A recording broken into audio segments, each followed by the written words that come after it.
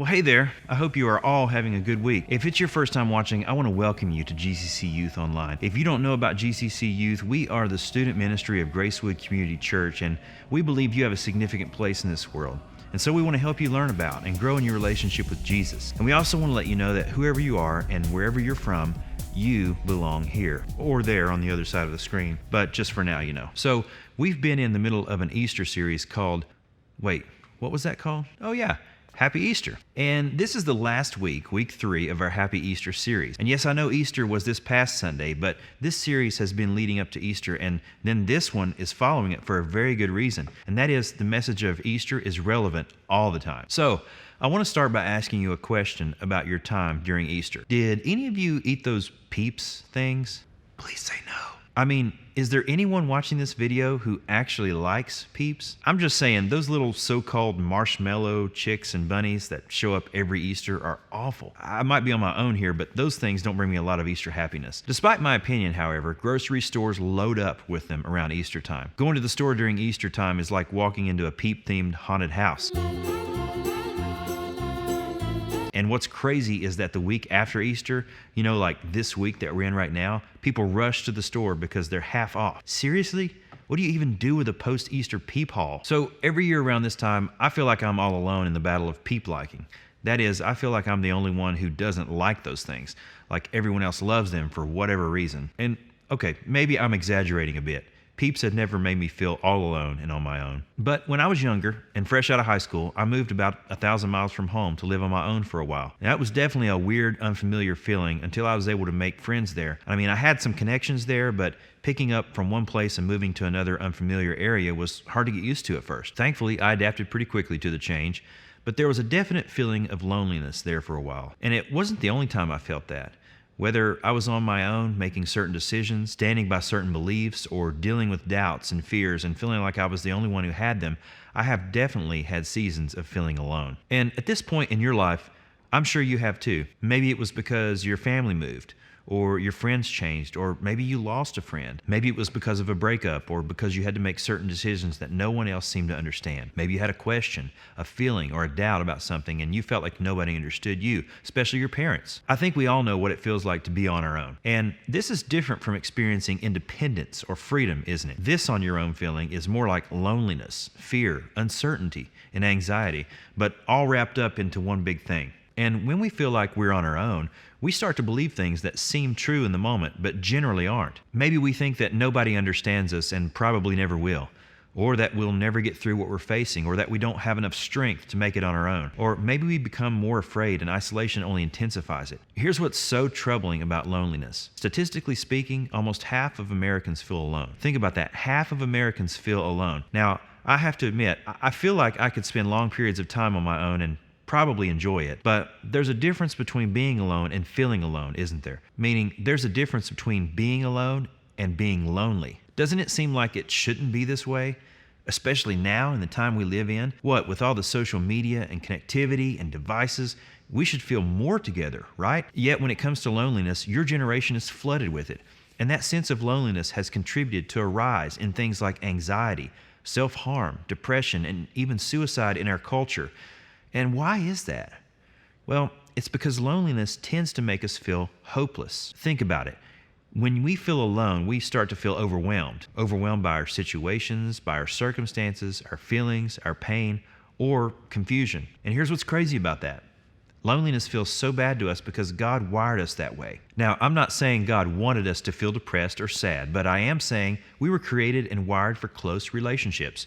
You and I were never meant to carry the weight of what we feel or experience or worry about it on our own. And so it makes sense that when we don't have that, when we don't have what we were created for, things don't feel right to us. But what do you do about it?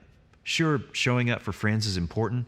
Joining a small group might be important, but there are times when being alone and even feeling alone is just an unavoidable part of life. So how do you handle that? Well, believe it or not, what happened the very first Easter and in the days following can be a game changer for us when it comes to this seemingly overwhelming problem. The very first Easter left Jesus' closest friends feeling overwhelmed in a similar way. For years, they had been traveling together, doing life together, and hanging out every day with Jesus. Then, suddenly, they were completely on their own, kind of like you might feel right now, quarantined, away in your homes.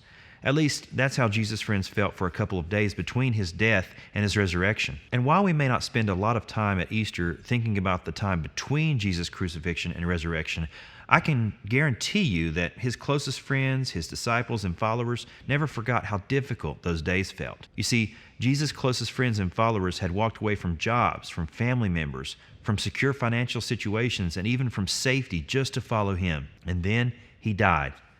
The future they imagined for their leader and their country and themselves just disappeared. Just like that, everything changed. So what did they do? Well, some of them stuck together, but many of them ran for their lives or hid from the people who killed Jesus. They were seriously worried about what was going to happen next. And we know how the story ends, but at the time, they didn't know. So imagine their surprise and relief at seeing Jesus alive again. That is, until Jesus left. Again. Yeah, you heard me right. Jesus died, came back to life, and then left again. But this time, their response was completely different. And here's how that worked out. One of the ways we know what happened with Jesus is a document written by a doctor named Luke who investigated the whole thing. You may have heard this document called the Book of Luke. Well, that's not the only thing that Luke wrote. In fact, there's a second document where he recorded exactly what happened with Jesus' followers after Jesus died and came back to life. He recorded their acts. And so, appropriately, we call that document the Book of Acts, even though it's more like a letter than a book. And you most likely heard of the Book of Acts in the Bible. So anyway, according to Luke, when Jesus left a second time, his followers didn't seem to think that they'd been left alone again. In fact, it wasn't until after Jesus left a second time that Christianity really took off and began to change human history forever. And it seems Jesus made it that way on purpose. Now we get to the rest of the story and what Luke said, but before we do, I want to look at another document written by one of Jesus' good friends, John. And John remembers that before Jesus was crucified, he told his disciples that he was going away, but they didn't get it at the time. This is what he said in the final meal with his disciples before he was arrested. He said, "But in fact, it is best for you that I go away." That's in John 16:7. Jesus actually told his disciples that it would be better for them if he left. But why? Well, we find out as he continues the conversation. He said, "Because if I don't go away, the advocate won't come. If I do go away, then I will send him to you." Jesus said that in order for the advocate to come, he had to go. Now, the term advocate usually refers to someone who helps or comforts or defends others. And the same is true here. This advocate Jesus is talking about is what we call the Holy Spirit. It's basically the Spirit of Jesus among us, even though he's not physically present. He is the one who helps us, who comforts us, and who gives us wisdom and power beyond ourselves.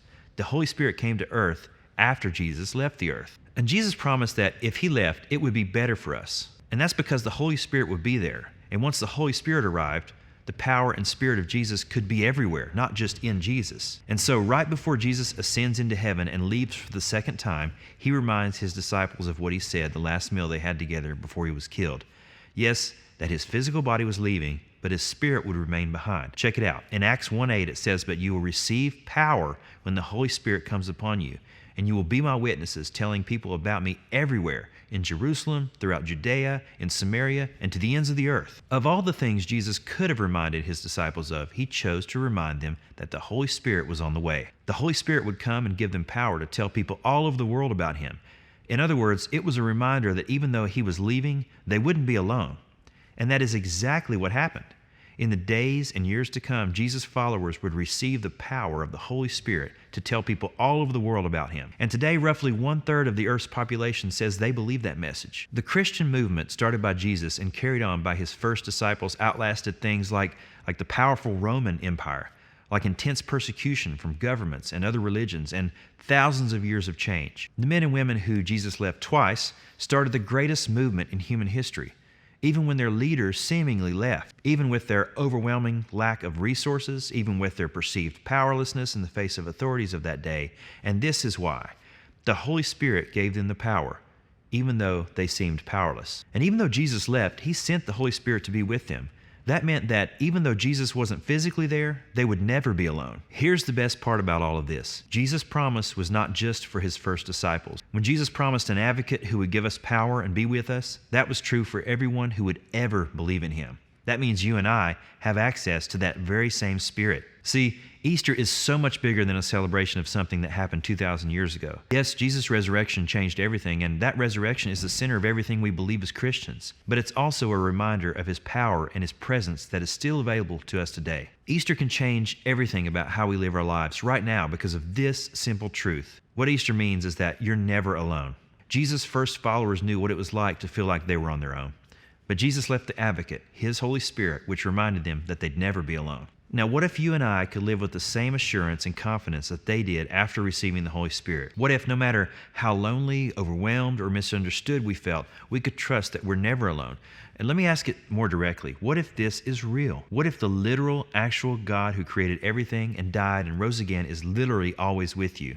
What if the Holy Spirit, the Spirit of Jesus, is very real, is very much right there with you and right here, and wants to help you with whatever you're facing today? See, simply trusting that the Holy Spirit is with us can change everything for us. In fact, even though we can't see Him and may not always feel like He's there, knowing He's with us in the moments we feel on our own means that we can be confident of a couple of things.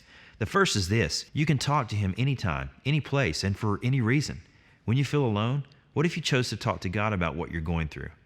In the New Testament, we learn that the Holy Spirit helps us talk to God when we don't know what to say. What if the next time you felt like you were on your own, you chose to talk to God about what you're facing or what you're feeling? What would happen if you chose to believe that He hears you and that His Spirit is at work in ways that you can't see? The other thing we can be confident of is this: you're stronger than you think you are. The odds were stacked against Jesus' first followers. Jesus wasn't there, they were underqualified, the Romans were incredibly powerful, and yet the movement they carried forward has forever changed the world. That's because they knew that they were stronger than they seemed. They knew that even though it looked like they were on their own, they had God's power, the Holy Spirit, flowing in and through their lives. The same is true for you and I. When we face challenges that seem too overwhelming for us, we can be confident that the Holy Spirit's power in us cannot be overcome. We can also be confident that God's power in other believers will be there to support us too. And you might feel like what you're facing is too powerful for you. And that may be true, but it's not too powerful for the one that is in you and other Jesus followers around you. Remember, Easter means you're never alone. The power of Easter is that Jesus enabled us to be confident that we'll never be alone again. And that's because we trust in His Spirit that lives inside of us. In a day and age where so many of us are lonely, this might be the happiest news we've ever heard in a while, and the answer to that problem. So as you go about the rest of your day and the rest of your week, I want you to think about this question: in what area of my life do I feel alone? Then I want you to imagine Jesus, the same Jesus who loves you and died for you, looking you in the eyes and saying, "You're not on your own here. We're in this together." Maybe the best news you'll hear this week is that you don't have to imagine this, because the Holy Spirit makes this a reality for you right here and right now.